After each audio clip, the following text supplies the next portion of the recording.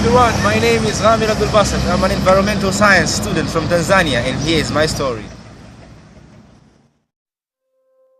Climate change, according to scientists, is making the world a place that suffers more extreme events. So we're getting more storms in more places, we're getting greater droughts at the same time in more places. And so it's going to have an impact on every person that lives on the planet, with 9 billion people in the planet by 2050, all competing for resources. We need a better plan on how to distribute those resources and how to make things that we all depend on. And here are the activities contributing to climate-friendly and resilient cities. Solar, hydro, and wind energies, they are all alternatives of fossil fuels, as they are all non-polluting, clean, reliable, climate-friendly, and renewable sources of energy. Clean transportation, involving the use of bikes to reduce emissions and using climate finance to facilitate and promote cycling. This will contribute to clean and safer cities with improved quality life.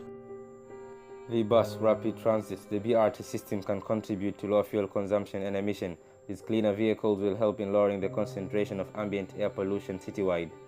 Community gardening or urban gardening should be encouraged, whereby they are managed and controlled by unpaid individuals or volunteers. This will help in increasing green spaces in urban areas and cities. Stepping up recycling and waste reduction, involving creation of large-scale programs for food and electronic waste collection for safe disposal. Local governments are to take steps to increase consumer awareness about disposal.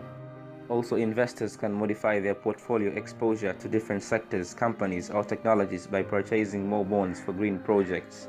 Recycling of the debris, including plumbing fixtures, bricks, woods, metals from constructions and demolitions which were to be discarded in landfills.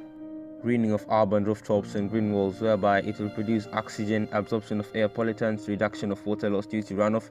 It will also help in lowering the ambient air temperature and reduce heat island effect. Infiltration and local management of stormwater will also make the city more resilient to drought, simply by draining stormwater into the groundwater will help in recharging the groundwater depending on the geological mapping of the city. Also, in cities we can build flood walls, dikes, retrofitting of buildings, upgrading old infrastructures, turning underground parking into reservoirs to divert flood waters in a controlled ways, which will be a way to build resilience to climate impacts such as floods. In my university, a small group was established, which is now an association under the National Environment Management Council. It is known as the Environmental Watch Association of Tanzania, whose motto is Science for Greener and Cleaner Environment. Aiming to increase public awareness and advocacy change at policy level regarding the need to reduce greenhouse gases emissions and to build resilience.